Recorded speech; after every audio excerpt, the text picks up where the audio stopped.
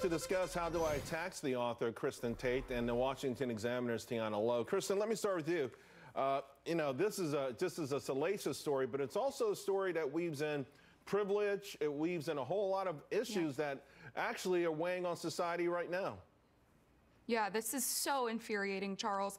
And if there was ever an example of just out-of-touch privilege, this is it. It's also very sad, not just for the high-performing students who are denied a spot at top colleges, but actually also for the kids of these wealthy families who gamed the system. These rich parents not only robbed their own children of the chance to succeed fairly, but also for the chance to fail. I mean, really, I've learned so much more from my personal failures, Charles, than I've ever learned from any of my successes.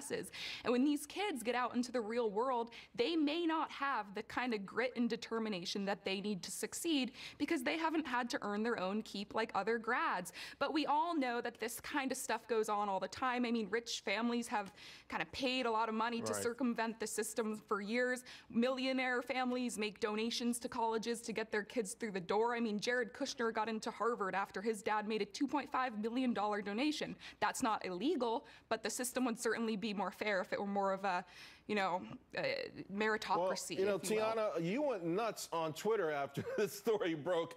You talked about the dumpster fire in the past 4 years at USC and other things.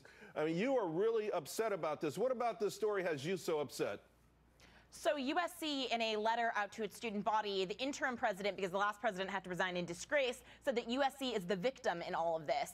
And I find that pretty hard to believe, considering that it was a senior associate athletic director who took home more than $1 million in bribes. How do you wind up with this? By having a culture of corruption. These universities have inculcated this. And so even if the top president or even if the top administrators at the universities didn't directly know about it, they are the real villains in all of this. They've been siphoning money from taxpayers for decades via unlimited federal student loans.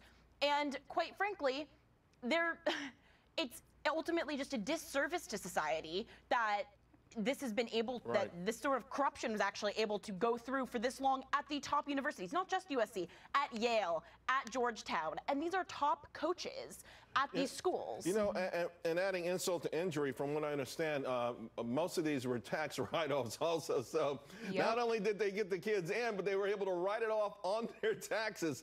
You know, Kristin, the Trump administration actually in this budget released yesterday wants to take action to get these larger multi-billion-dollar institutions to have more skin in the game. I mean, it does not make sense that perhaps ultimately the taxpayers in this country could be on the hook for someone who took out a gargantuan loan to go to Harvard when they've got $45 billion. I mean, do you think this is the right direction?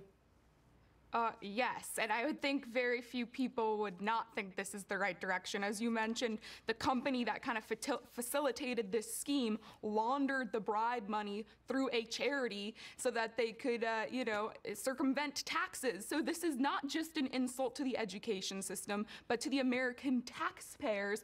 But, the college admissions industry has just become so large and there's so much demand for it that there's bound to be shady business and a black market. When I was in college, I actually interned for a firm in Boston that took tens of thousands of dollars from parents for counseling to help their kids get into, competitive schools. And some of the stuff that went on kind of blurred the lines between good coaching and questionable business, like heavily editing essays. So we really do need a lot more transparency. I got to tell you, people are out there saying what they did, like you did, to go to college. I was in the Air Force and I went to school at night, and I always had 2 or 3 jobs while I went to school. So, ladies, we'll see what happens. Kristin, Tiana, thank you both very much. Appreciate it.